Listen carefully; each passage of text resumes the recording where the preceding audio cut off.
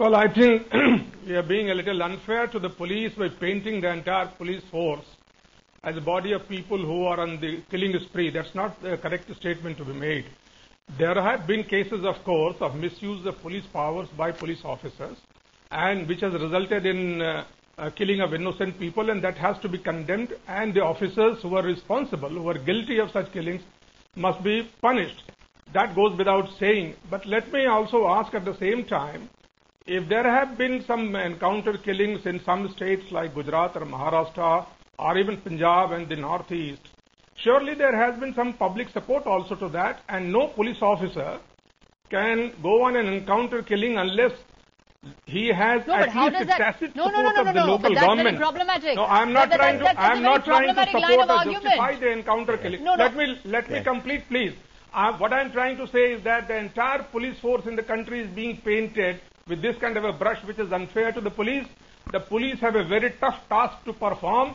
You see, when the innocent people are killed in cities like Mumbai in civilian population, then the entire population is up in arms against the government and against the police.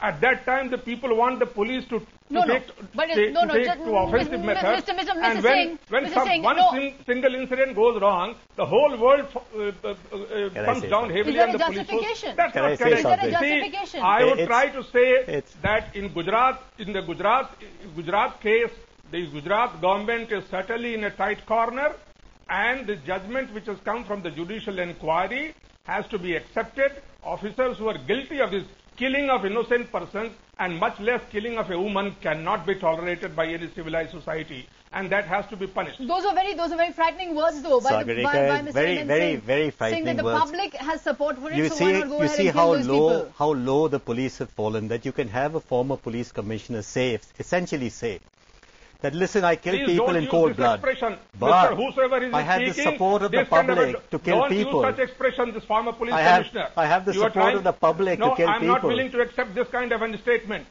It's shameful, Mr. Singh. It's shameful. That's all that I can say. But no blame game going on here on the Mr. MN Singh, this is about police systems. Nobody is saying don't prosecute. I am not trying to justify the killing of innocent people at all. And I am all for punishing police officers who have indulged in killing, false encounters and innocent killings. Please, that is my statement, a very firm statement. But what I am trying to say is that the government which has been prompting the police officers to do this in Gujarat, the government also must be held accountable and must be taken to task.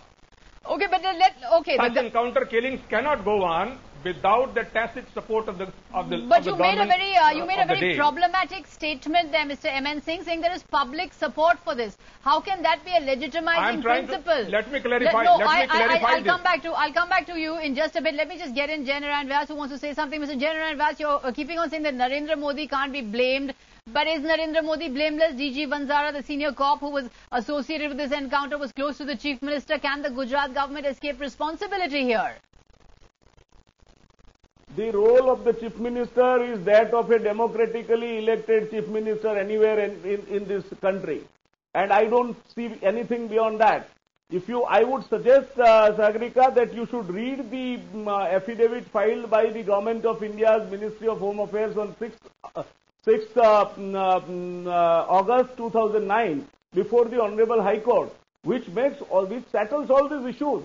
I think in this relevant case, the background being criminal, a person having more than one passport, obtained under different names, having a criminal record, a person who is accompanying him are two who are the foreign nationals, and a third person having a kind of a past where even an outfit owns them up.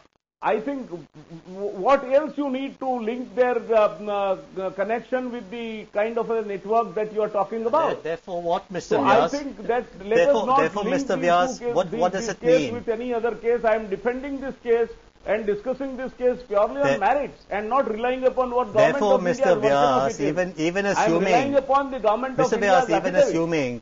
Vyas, even assuming they have a background which is colorable, let us say, you have a right to catch them, keep them in custody and execute them. That's what you're saying.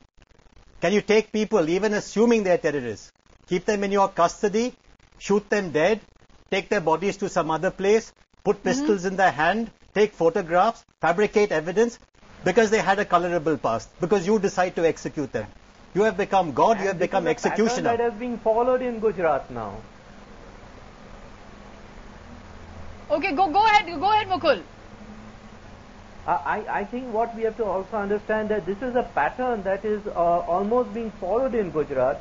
And one question let me ask also the government, that in every FIR, one statement comes almost with a consistent regularity that the terrorists came to kill Shri Narendra Modi.